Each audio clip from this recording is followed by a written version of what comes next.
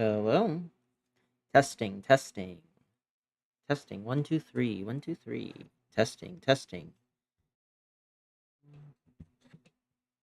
testing, testing. 1, 2, 3. Okay, there we go.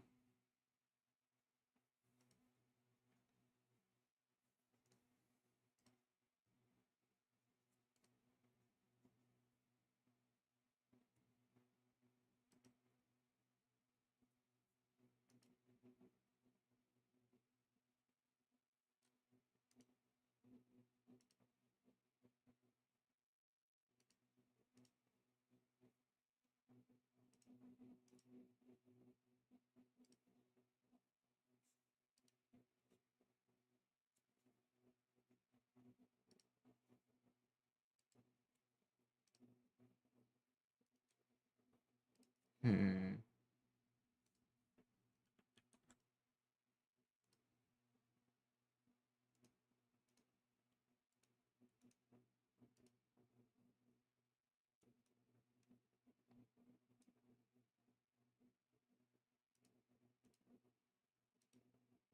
Testing. 1, 2, 3, 1, 2, 3. All right. All right. There we go. I think we're good. I think we're good. I think.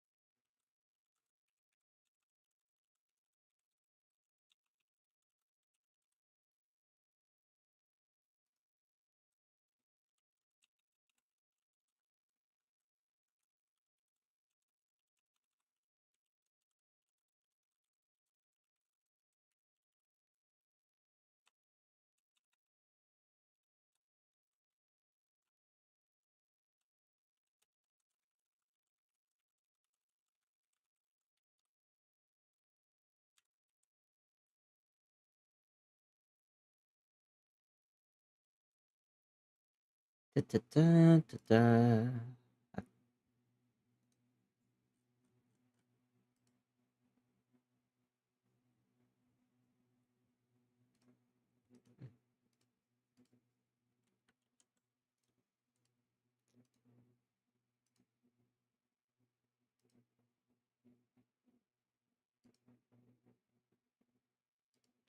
Heck. Sorry, give me a second. Trying to post about my stream and it's going very poorly.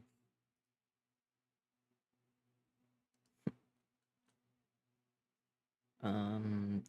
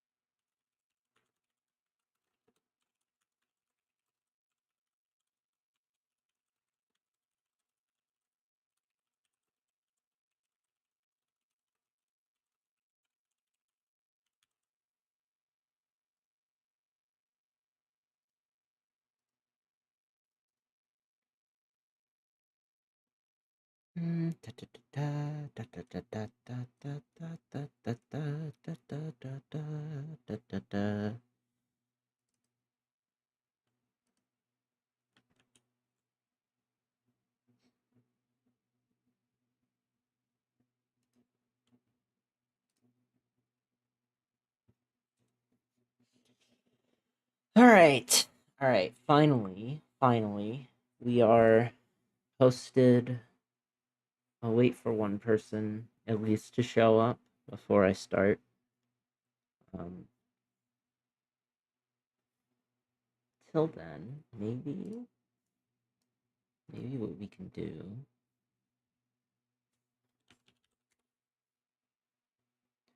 I wonder. Hey, there we go.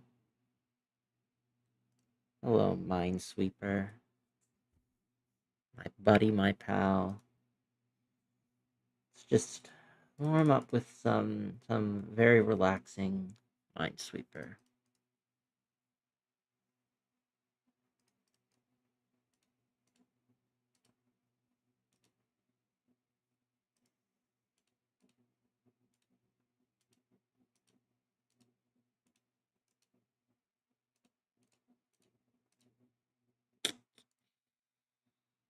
Hmm.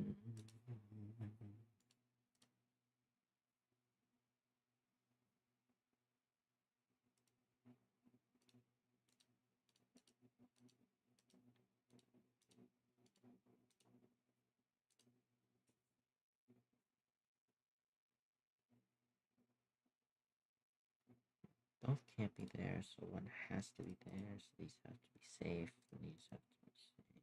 That has to be safe. That.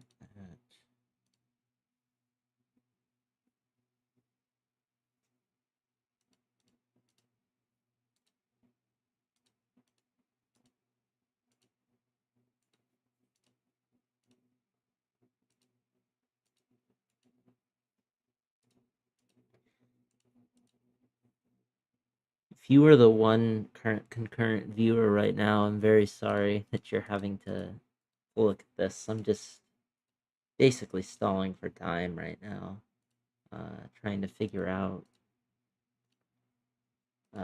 what to do, waiting for anybody to show up. We'll give it until until I mess up on the Minesweeper game, or for just somebody to show up, I guess. Uh, Whichever one comes first. They can't both be there, so that has to be there. That has to be there. 7. Damn. Don't see that every day.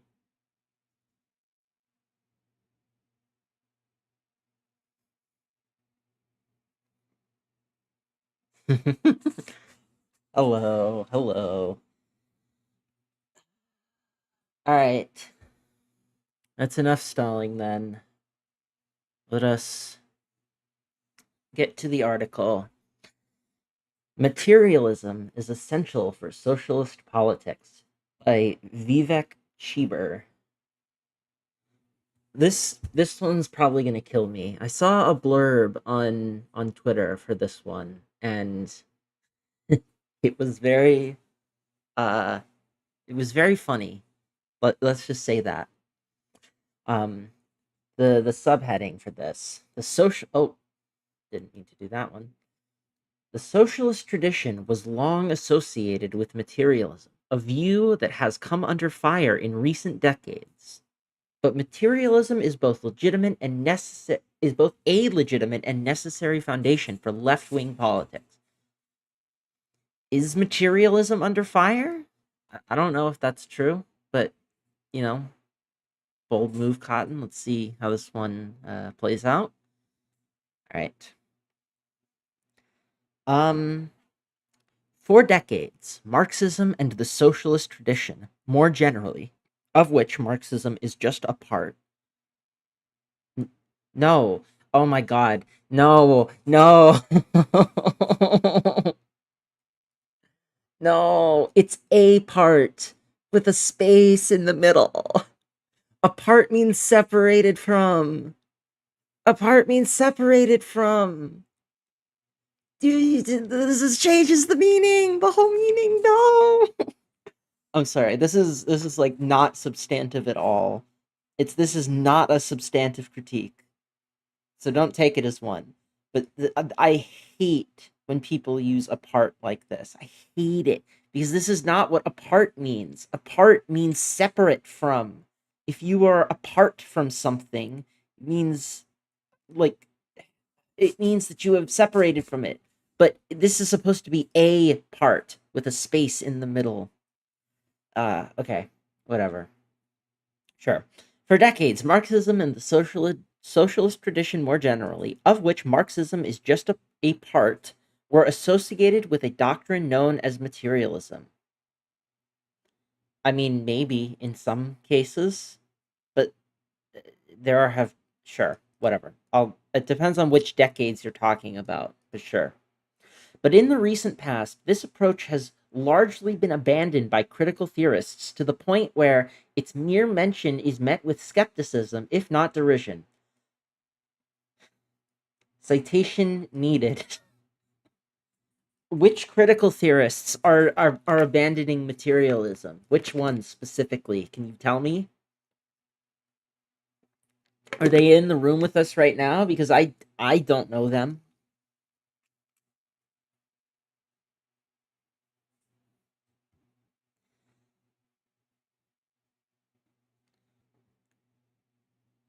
You think apart is thematically consistent? In what sense? In what respect is it thematically consistent?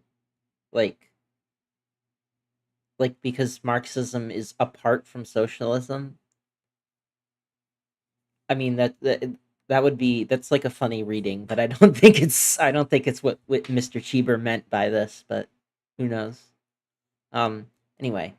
Uh yeah, citation needed on materialism being derided by critical theorists. I don't know these critical theorists that apparently hate materialism, but sure. Um, in this article, I briefly describe what materialism entails and then examine some common criticisms leveled at the theory. Oh, now this is going to be fun. I show that these objections are in large measure misplaced, and further, that it is not only still possible to abide by traditional materialism in social theory, but that it is the indispensable foundation for the revival of left wing politics. Okay? To fix our thoughts, let us note that materialism can be understood in three distinct senses. One is an ontological or metaphysical materialism. This is the view that reality exists independently of our minds, which is true of the world as well as the social world. Uh,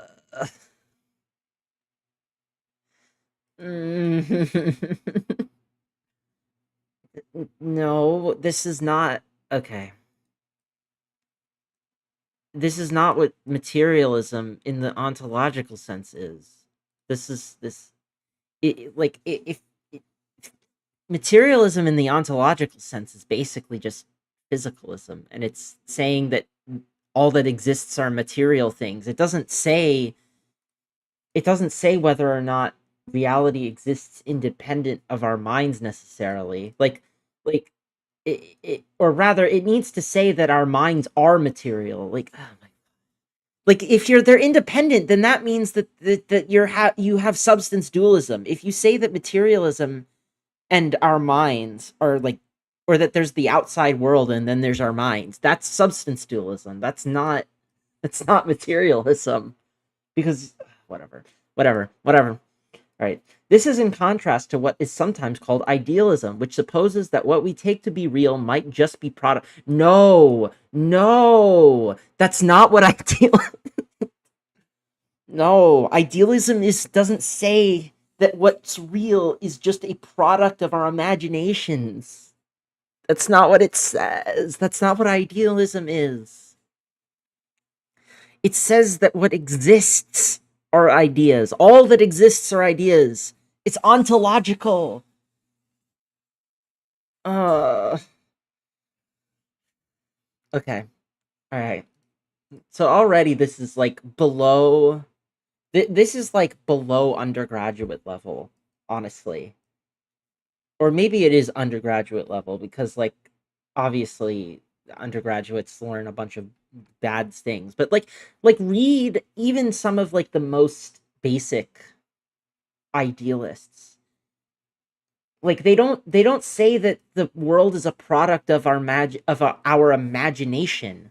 That doesn't mean anything. Like what about Berkeley, for example? Berkeley doesn't think the world is a product of our imagination. He says that it literally is made up of minds and what those minds perceive. And it isn't just that the minds imagine things happening, it's that there is like a causal relationship between uh God and every mind, that reality exists in the mind of God. Like, oh my god, this is like so basic. Whatever. The second is an epistemological materialism, which is the view that even though ideas mediate our access to reality, the structure of reality imposes limits on the variability of our impressions of the world. Citation needed, I guess. I don't know. Like, I don't know how to respond to this. Like, this isn't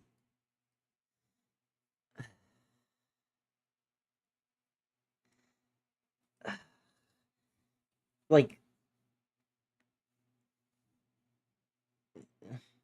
the structure of reality imposes limits on the variability of our. I've never heard somebody talk about epistemological materialism this way. I don't I don't even really know what he means by epistemological materialism. You know what? Why don't I just look it up? Let's just look it up, okay? Let's see. Let's see if this specific term is used anywhere.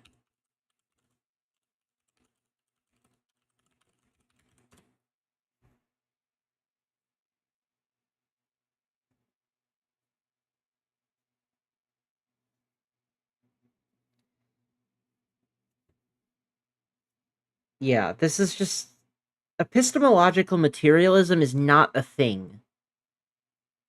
It's not a thing. This is some shit you made up. Like whatever. Sure.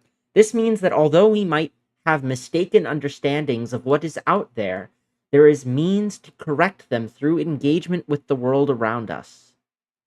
Hence, an approximately accurate knowledge of reality is possible. I don't even no. Like even okay. That isn't what that doesn't follow. Like, okay, to be clear, epistemological materialism is not like a thing. This is not a thing that I've ever seen talked about.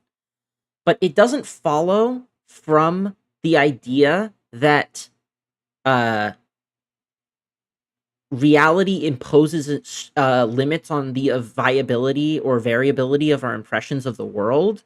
It doesn't follow from this that we can correct our understanding of what is out there. In fact, it could be the very opposite. It could be that the structure of reality imposes limits upon us that are systematic. Oh, hold on. I think I need to maybe turn down my volume a little bit, but whatever. It could be, this might be better. I don't know if I was yelling before, but this might be better. Yeah. Anyway, it could be that our perceptions of reality, or that reality as it structures as it structures appearance, is systematically misleading us about what's out there. Like, this is basically the hypothesis underlying like evolutionary debunking arguments, right? Like, if you've ever heard an evolutionary debunking argument, like say for morality, right? It would say that like evolutionarily we or like reality imposes specific limits on our cognition, and that this cognition that these limits cause us to form specific uh moral norms, and that we then confuse these moral norms as tracking some underlying truth, even though we would have formed those moral norms regardless of there being something out there to correspond to them. It's a very simplified explanation, but like the point is just that it doesn't follow, like this part, the second part, that we can correct our knowledge to make it accurate to reality, does not follow from the first part that reality conditions our experience and puts limits upon it. Like these are just like completely independent theses. Right. And then the third is social materialism. That the view that in trying to explain some important phenomena in the social world, we rely on the premise that agents are acting on their objective interests, more specifically, their material or economic interests. So, social materialism in this paper should be understood as interest based explanations of human action. And this is what got me to read this article. Because if you don't know, this is not, there is no such thing as social materialism. What this is called is rational choice theory. This is just rational choice theory, which is the dominant like paradigm in economics, or in microeconomics, I guess, specifically. Like, and in game theory, and in in like all of the like economistic sciences, rational choice theory predominates. So this is not materialism. Or if it is materialism, then materialism has not been rejected by people. Because it's like, this is just what, this is how economists model people's behaviors in general. Like, what do you mean, man? Okay. This is just rational choice theory. This is just rational choice theory. I don't know how to, I don't know. You know what? Let's do our due diligence, I guess, right? Rational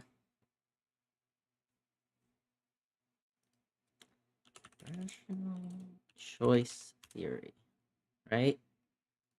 The rational choice model. Rational choice modeling refers to the use of decision theory as a set of guidelines to help understand economic and social behavior. The theory tries to approximate, predict, or mathematically model human behavior by analyzing the behavior of a rational actor facing the same costs and benefits. Wow. Wow. Hmm. Hmm. Hmm.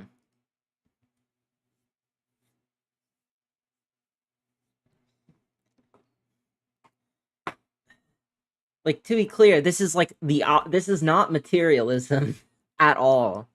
Oh, I know it's libertarian slop, or at least it's a libertarian slop as applied to like economics, right? Like there's a difference. I don't know. Like you can talk about decision theory in the context of like a game with like preset rules, one where there is like a definite outcome. Like if you make a bunch of assumptions, then rational choice theory is interesting and has interesting consequences. But it's not like, but it is like a model, right? It's not, it isn't reality itself. Mm. Nor is it necessarily rational, uh to be clear. Like it doesn't necessarily make it rational just because you call it rational choice theory. But whatever. Like a lot of things, it's a mathematical model that gets misused a lot by people, but whatever. Anyway, these three elements come together in a coherent framework that asserts an objective reality. No, which can be apprehended through careful analysis and thereby changed through practical interventions that mobilize people around their interests. For over 100 years, Marxists abided by all three of these arguments. No, they didn't. No, they didn't. Oh my god. Marxists didn't abide by any of these arguments. Like even like a cursory reading of this would not abide would not lead you to think that Marx uh avowed any of these premises. Like the idea, for one, that that there's a mind independent reality, for example, right? Sure, in some sense he has that view, but he also thinks that the mind, that the subject is part of that reality and doesn't like sit outside of it, right? So, that's number one off the table. Epistemological materialism, that the structure of reality imposes limits on our impressions. Sure, you can argue that kind of thing, but it doesn't necessarily mean that like we can have that we can like correct ourselves and like arrive at like the one and only truth through engagement this way. Like it doesn't it doesn't follow again from the first premise to the next. And then social materialism is just like wrong from a Marxist perspective, because if people always acted on their interests, then there wouldn't you wouldn't need to have an explanation for when people don't do that. Specifically, why would you have a theory of false consciousness if you have this theory where people inevitably act on their own interests or on their economic interests? If people always did that, then there would be no need to develop a theory of false consciousness. Whatever. Anyway, for over 100 years, Marxists abided by all three of these arguments. No, they didn't. This was because, as a political theory, Marxism was proximately motivated by the third, social materialism. No, it wasn't. It wasn't. It wasn't proximally motivated by the third one at all. Because if it were motivated by the third one, then you wouldn't need to have a theory of false consciousness. Whatever. Okay. To abide by social materialism require. Okay, you don't abide by social materialism. It's a description. It's not a prescription. Either people act in their economic interests or they don't. Whatever. It's not, but you can't abide by it. Whatever. To abide by social materialism requires that you also commit to its ontological and epistemological presuppositions. Not as stated here, it doesn't. You cannot believe that agents are motivated by their objective interests unless you believe that those interests and the agents that are motivated by them are really out there in the world. Ah. Oh my god.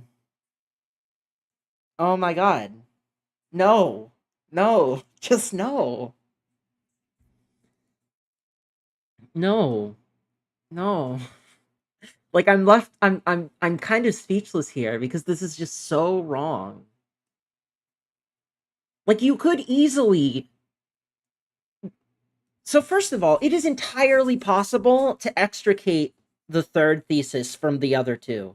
You could actually you could completely buy into the idea that agents are motivated by their objective interests without buying into the idea that there is a world out there and that also like that we can know the world directly. Like neither of these are implied by the idea that you can that people can have objective interests and that those objective interests can motivate them. Like there is no contradiction here. Whatever. Yeah. And neither can you insist that you understand their interests unless you believe that it is possible for theories to actually apprehend the world.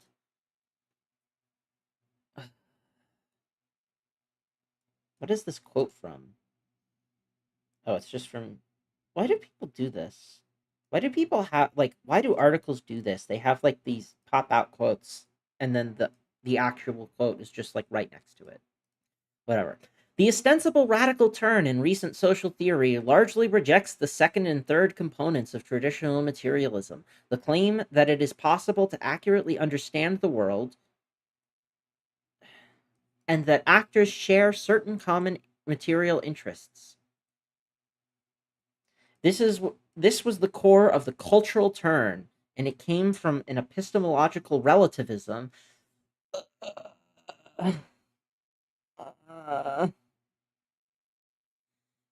Mm.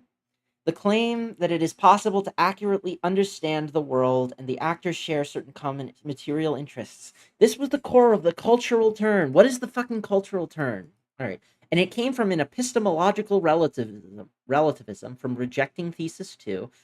A rejection of thesis 2 does not entail cultural or epistemological relativism. It just doesn't. Because you can reject that we have, like, arguably you could say that that thesis 2 could produce a kind of epistemological relativism. You could easily say that. Whatever.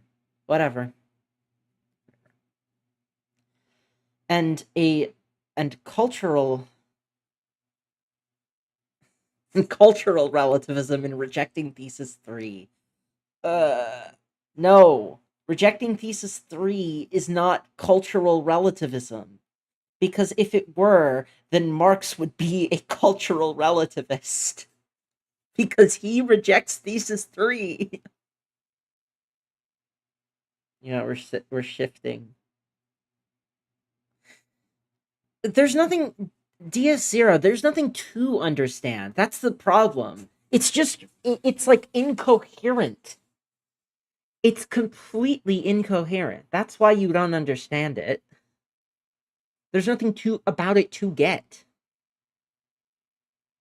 Anyway, it is hardly controversial to suggest that there has been a powerful tendency toward an overriding epistemological and cultural relativism stemming from the influence of post-structuralism and its lineal descent of post-colonial theory, both of which are pillars of the turn to culture.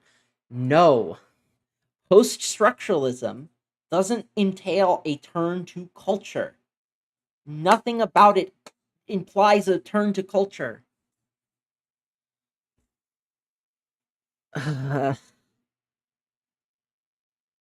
Post-structuralists are often materialists, and they aren't relativists in the way that you use the word.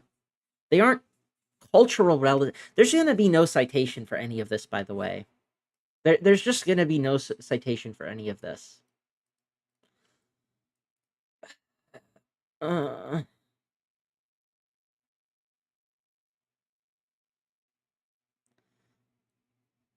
like there's nothing in here about cultural relativism in post-structuralism.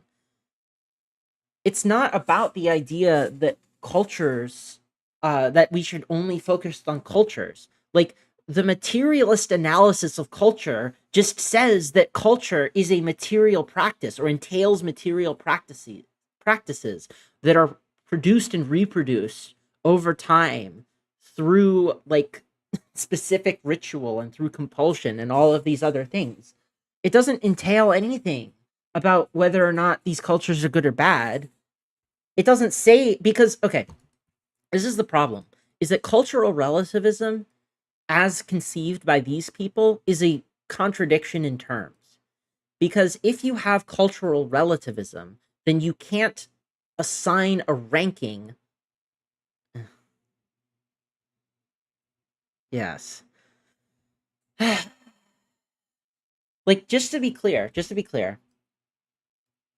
cultural relativism does not say that all cultures are equally valid in their beliefs.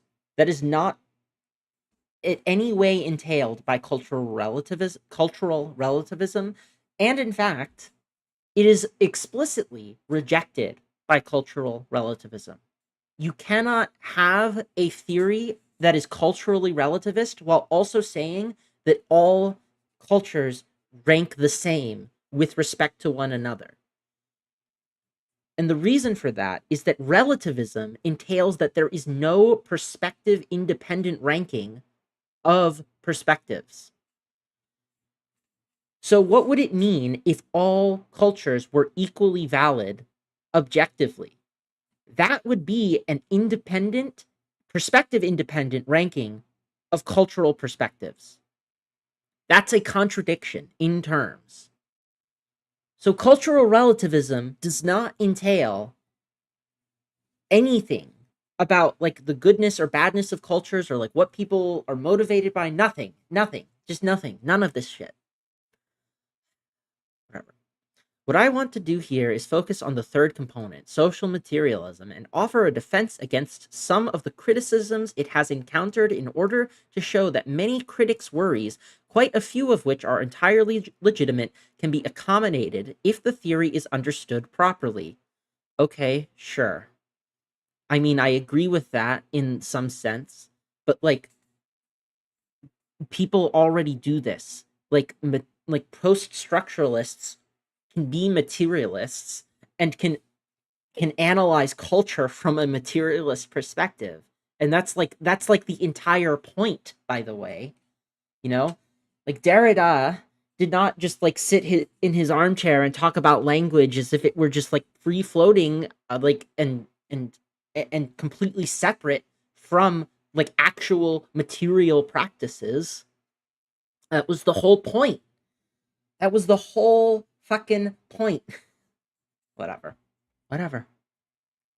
More to the point, I will suggest that a genuinely egalitarian and democratic politics is not only possible to achieve through materialist theory, but depends on it.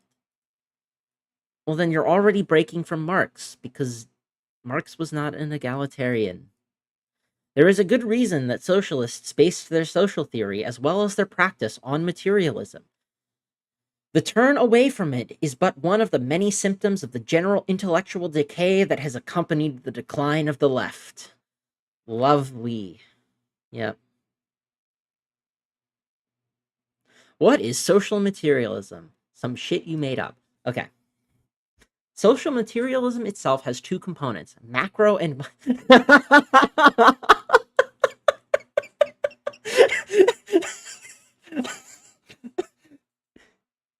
Guys, remember when I said earlier that this is just microeconomics? Remember when I said earlier that this is just microeconomics repackaged as socialism? Oh no. Oh no. Oh no. Oh god, I saw something. I saw something earlier. Okay.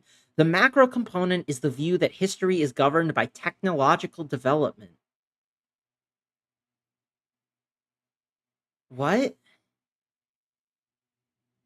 No. What are you talking about? What are you talking about? That history is governed by tech. No, history is not governed by technological development. That doesn't. No. This is the claim that Karl Marx propounded in his preface to A Contribution to the Critique of Political Economy, and G.A. Cohen brilliantly elaborated on in his classic Karl Marx's Theory of History and Defense. No! It all comes back to Cohen. It all comes back to Cohen.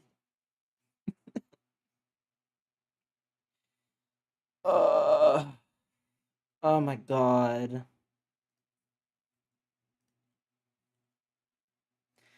Oh my god. No, this is so bad. This is so much worse than I thought it was gonna be. This is so much worse than I thought it was gonna be.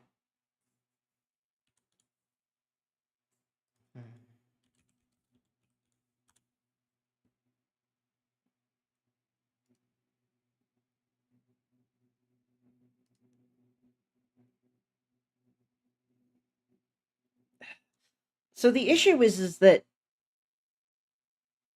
like I don't know which preface that he's talking about. Like I have no idea what preface he is referring to, so I can't even like really evaluate this effectively.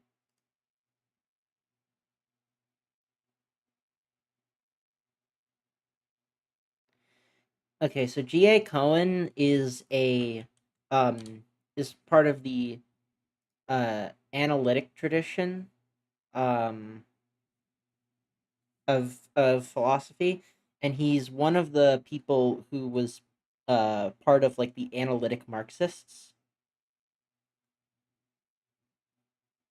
uh, who basically just tried to make Marx fit with Rawlsian egalitarianism and did so. Yeah, this is a do nothing win sort of situation. Okay. All right. So I have found the preface that he's talking about. So let's read it, shall we? Let's take a perusal. Can you even re-see all of it? No, you cannot. Is there a way for me to get all of it into a frame? No, because it's justified. Because they justified it. Ah.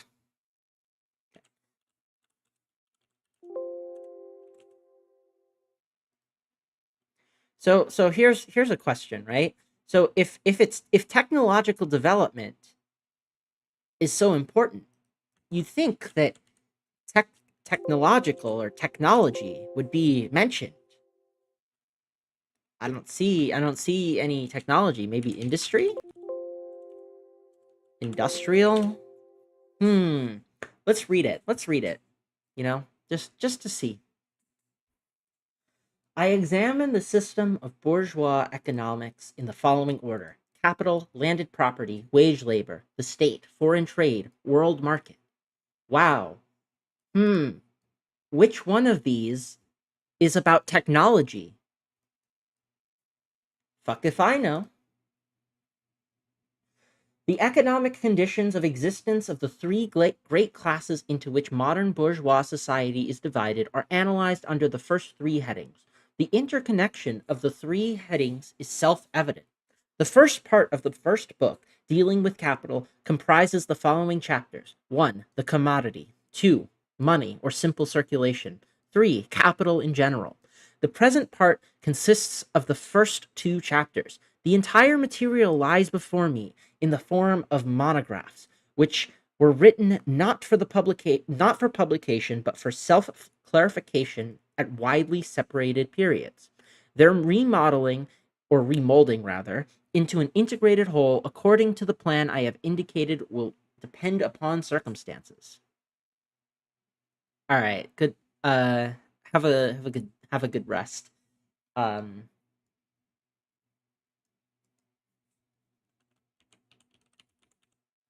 yes.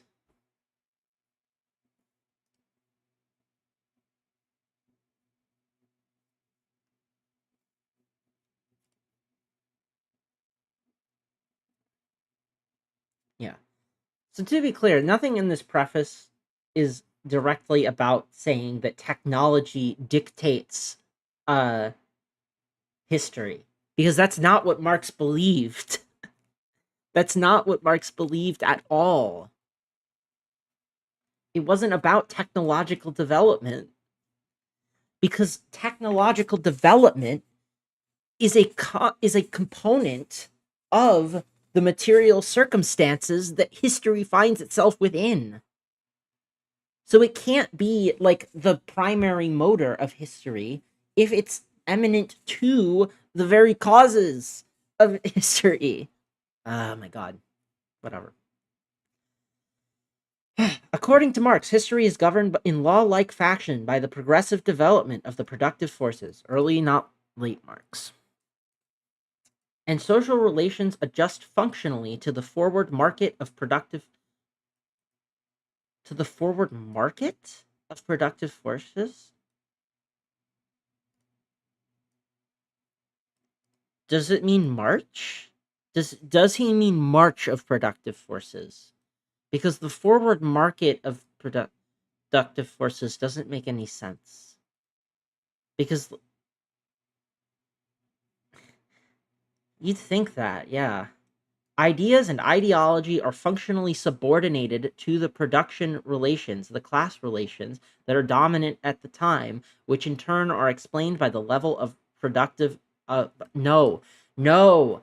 Ideas and ideology are not subordinated to the productive forces. They are they are produced within them. It is not a subordination. There is not in Marx, there is not this clean separation between ideas and material and like matter. There is not this clean separation between them. because that would be a reification of ideas as things unto themselves. It's a dualism that Marx was explicitly trying to reject. He doesn't think, he didn't think that ideas and materials or productive forces were like two sides of the same coin, or not two sides of the same coin, or rather like two oppositional forces, and that you got to pick one or the other as being the driver of history, because that wasn't the point. The point is that ideas are material. Specifically, they are definite social relations of production. The ability to orient towards ideas, or towards like the object, the preconceived object, is not, it is like it's a form of alienation. The alienation of the ideas of one's like productive fantasies from their work. This is like a huge sticking point. Whatever. Recently, that theory has come under a lot of criticism because it's not what Marx said. I myself have criticized it as being probably implausible, but it was for the longest time taken for granted by Marxists as an instance of materialism. If you've criticized it for being implausible, then why are you, or yeah, it's implausible because it's not what Marx believed. The second kind of social materialism focuses on the micro level. It is a theory of agential motivation in social No, oh no, oh no. Its foundational claim. We're looking at a Jacobin article that is very, very bad. Like, it's so bad that it's even worse than I was expecting it to be, and I was already expecting it to be bad. All right. The second kind of social materialism focuses on the micro level. It is a theory of agential motivation in social interactions. Its foundational claim is that, in some social relations, actors are motivated to pursue their material or economic interests. Material or economic. This is not equatable. You can't just equate these two things. Material interests and economic interests are not the same thing. Whatever. Even if it means setting other commitments aside. The main such circumstance is in economic interaction and in economic interactions and political pursuits. And since both of these phenomena are central to the class or to class relations, this amounts to the view that class action is foundationally motivated by material interests. What? The second kind of social materialism focuses on the micro level. It is a theory of agential motivation in social interactions. Its foundational claim is that in some social relations, actors are motivated to pursue their material or economic interests, even if it means setting other commitments aside. This is not. This is a nothing statement. This is a nothing statement. Like, all you really have here is that sometimes people uh, prioritize economic interests, and sometimes they prioritize other interests. This is meaningless. Like, wow, what a an insightful what an insightful sentence. Sometimes people act on economic interests, and sometimes they don't. Like, wow, wow, man, you're really. The main such circumstance is in economic interactions and political pursuits. And since both of these phenomena are central to class relations, this amounts to the view that class action is foundationally motivated by material interests.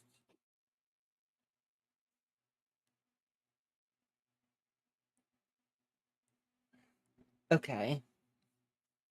So, in trying to explain actors' choices in economic and political affairs, Marxists rely on the premise that actors are most likely going to pursue courses of action that further their material well being. Then why does he have a theory of false consciousness. In doing so, they might be described as rational agents. No. Described by you, maybe.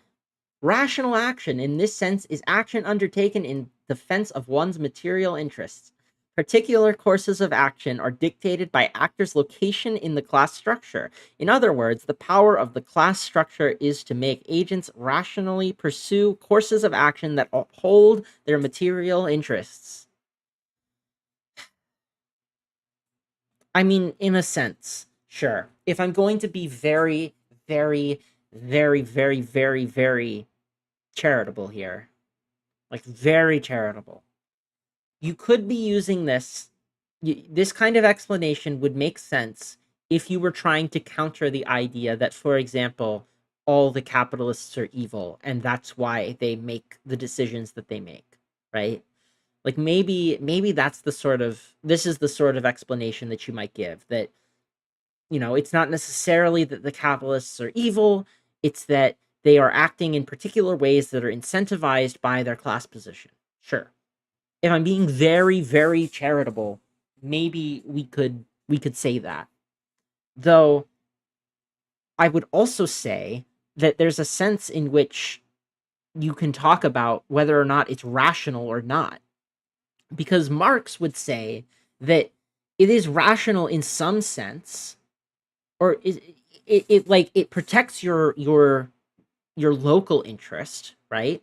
But he also believed that communism, like the free association of the producers, would be better for everybody or most people, including the capitalists. That the capitalist lives an existence which is not necessarily a happy one, right? So in some sense it's rational, and in another sense it's not rational. But it's not, and that's why collapsing it to rationality at all is just not, it's not useful, because it's not a question of like whether or not you can make a rational justification for any given action that you do. It's a question of like being all right, whatever.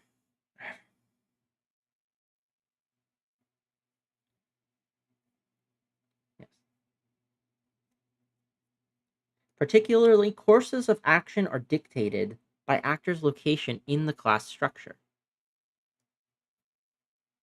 I mean, in a sense, but the particular courses of action also reproduce the class structure. So it's not a one-way relationship here. It's not like the class structure exists over and above, and that like people are uh like hapless, right? It's that the class structure itself is a social relationship, which is a material relationship, right? It is reproduced through man's social existence.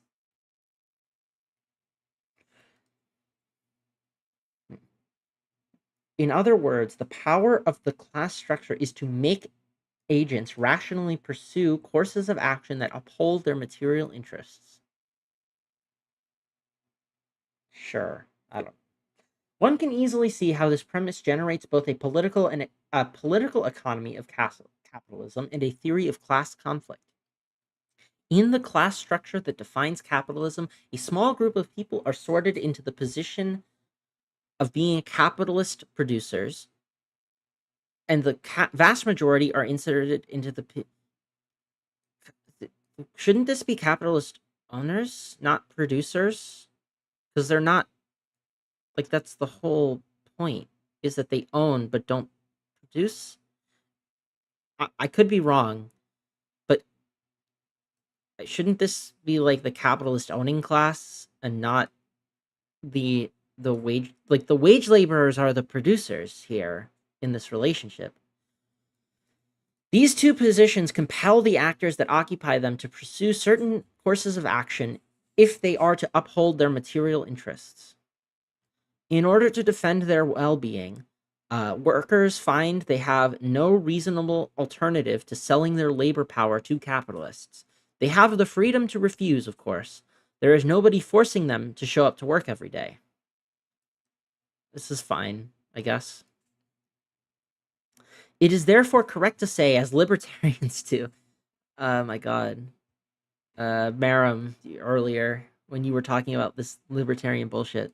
Yeah. It is therefore correct to say, as libertarians do, that the decision to work freely is undertaken by the employee. Okay, yes. But even though nobody forces them to work for capitalists, uh, their circumstances do force them to seek employment.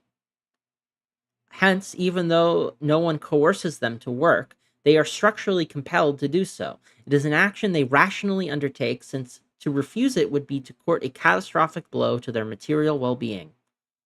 Sure, as long as we're clear about what material well-being is, right?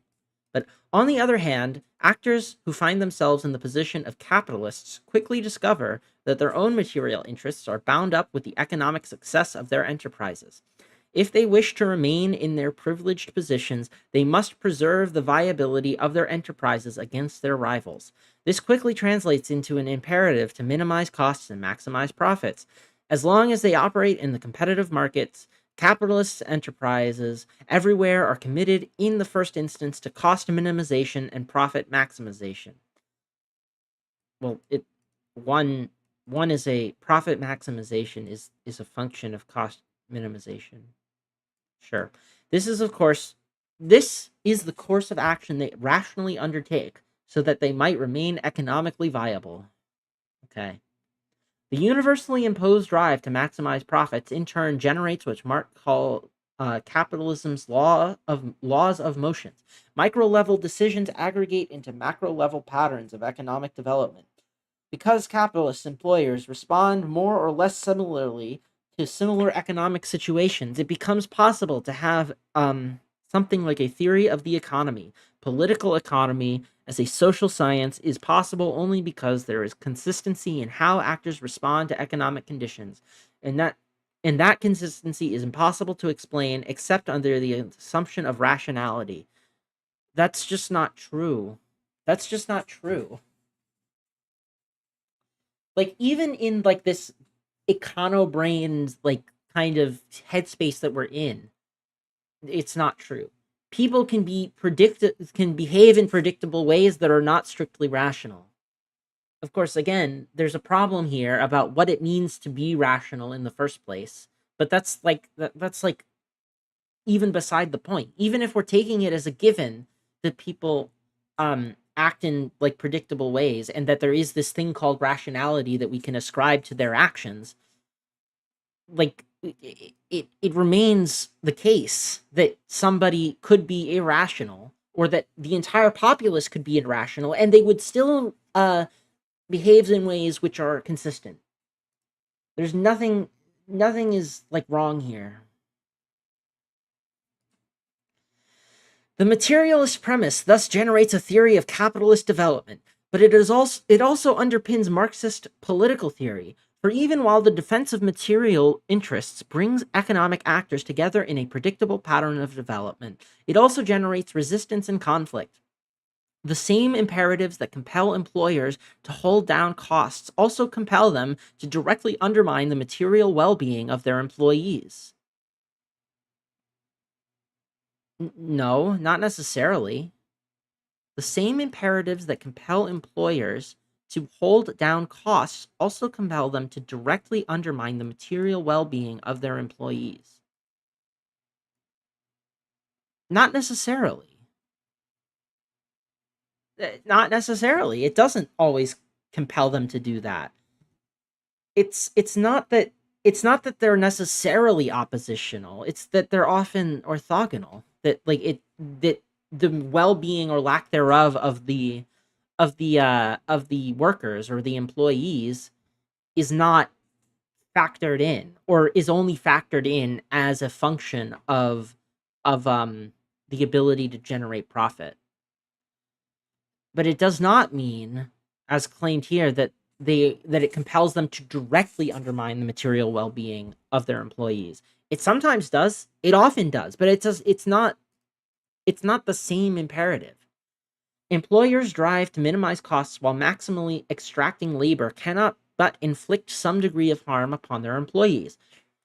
Reducing costs entails holding the line on wages at the lowest level that the market conditions will allow. Extracting maximal labor typically takes the form of work intensification, which brings physical and psychological harms to employees. But precisely because employees value their own material well being, these actions predictably elicit resistance from employer demands.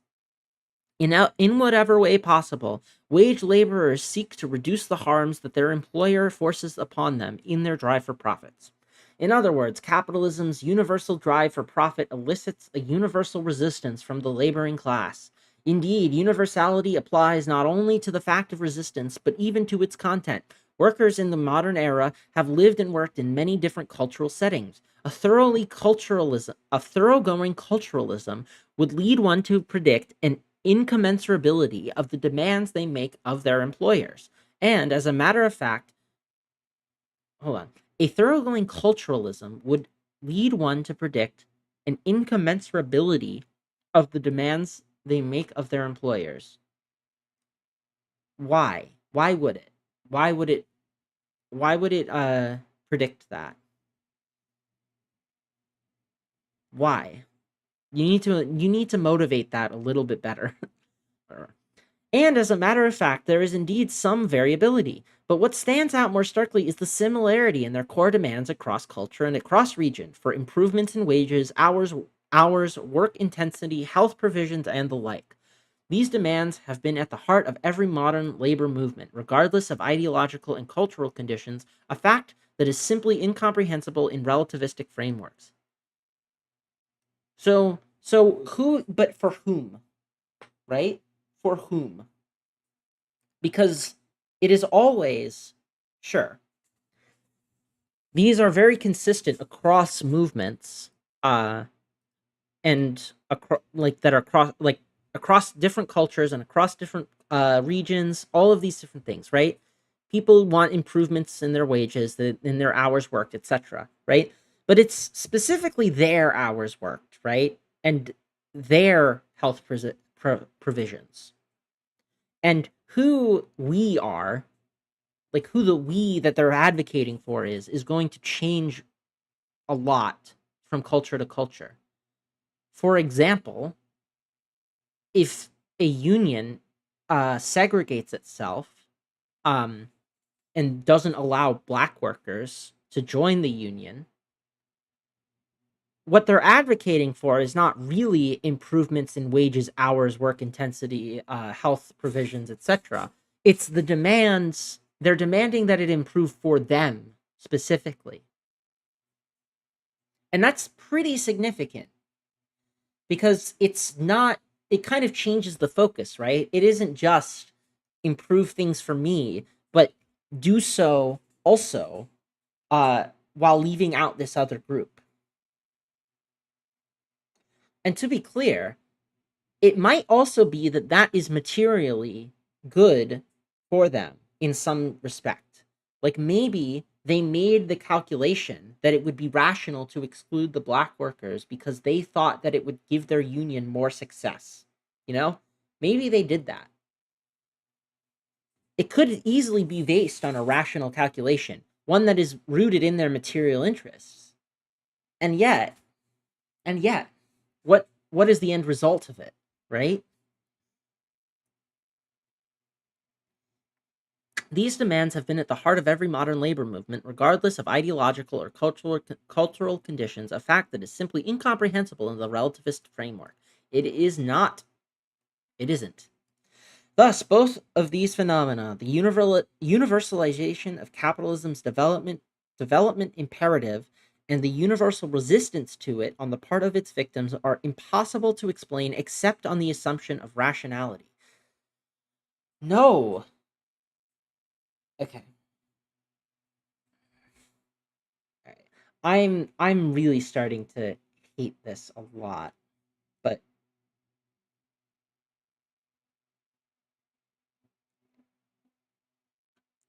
um I want to see what he says about the turn to the cultural. The turn away from materialism and towards culture is perhaps the defining element of radical scholarship during the neoliberal era. Citation needed. The fundamental worry behind the turn is that In its explication of how capitalism works, Marxism unduly subordinates or minimizes the role of ideology, discourse, social interpretation, and the like, phenomena that fall under the umbrella of culture. Except these are also material. These are also material. Ideology, discourse, social interpretation, these are all material things. Or at least they can easily be construed as being material, and are often construed as being material. These worries bubbled to the surface in Western Europe in the early post-war years, in part led by the Frankfurt School. Oh my God, the Frankfurt School were materialists. They were materialists. They were analyzing culture. Like, the cultural critique that came out of the Frankfurt School was materialist in its conception. The whole point was was the material focus and the material analysis of culture. What motivated the criticism was the observation that Marx's faith in the revolutionary agency of the working class had been proven wrong by historical events. No. To be sure, in the first third of the century, events seemed to be unfolding in conformity with Marx's predictions. Capitalism, yeah, yeah.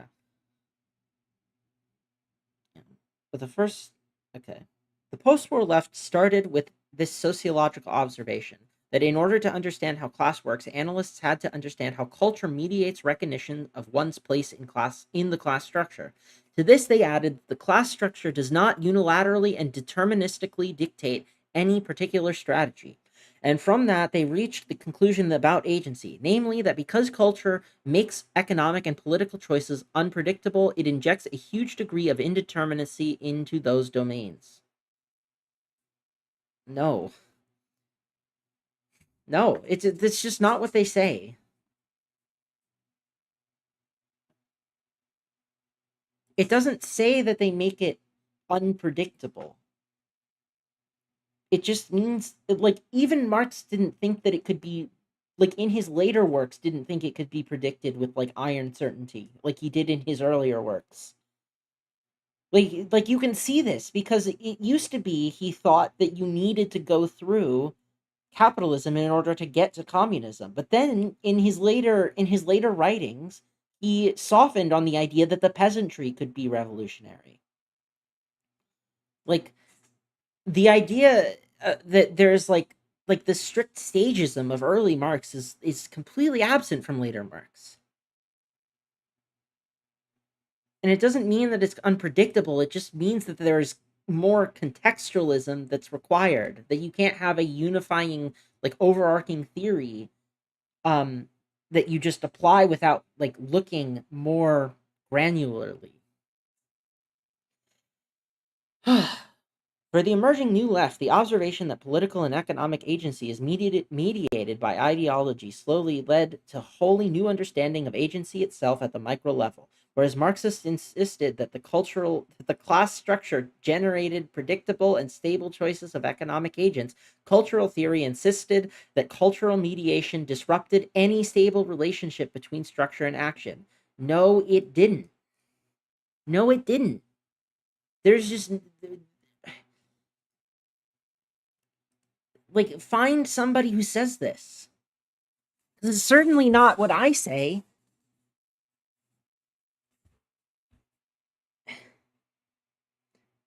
And if this was so, then the idea of a class strategy based on stable class interests also fell apart. Social reality was contingent, interests were relative to culture, and politics was not about articulating a set of interests, but about constructing common identities. No, it wasn't. It wasn't about constructing common identities. These people were oppositional to identity politics. They saw it as an instantiation of the very thing they were trying to criticize. No. The irony, of course, is that this headlong flight into social constructionism reached its apex right when the inexorable, unrelenting pressure of capitalism was spreading across the world, even as the remorseless and univocal Oh my God, why are you using the word univocal? You don't. Oh my God. Logic of the system imposed itself on the social agents. Social theory drove into contingency and locality. Just as the obdurate force of the capitalist sorry. Just as the obdurate force of the capitalist relations were crushing diverse peoples under its weight. God. I need to stop. I need to stop. This is just like, this is so bad. This is like so much worse than I thought it was going to be. It is so bad.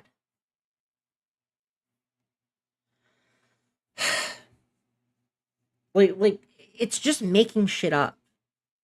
It's just making shit up.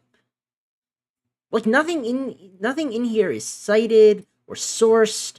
It's just making shit up about this person's political enemies. It's all just complete like this is the kind of shit that you would get out of like this is the kind of understanding of critical theory or of post-structuralism or postmodernism or whatever you want to call it that you would get out of like Jordan Peterson. Like it's at that level of bad. God. All right. That's enough for me. That's all I can take. Thanks everybody for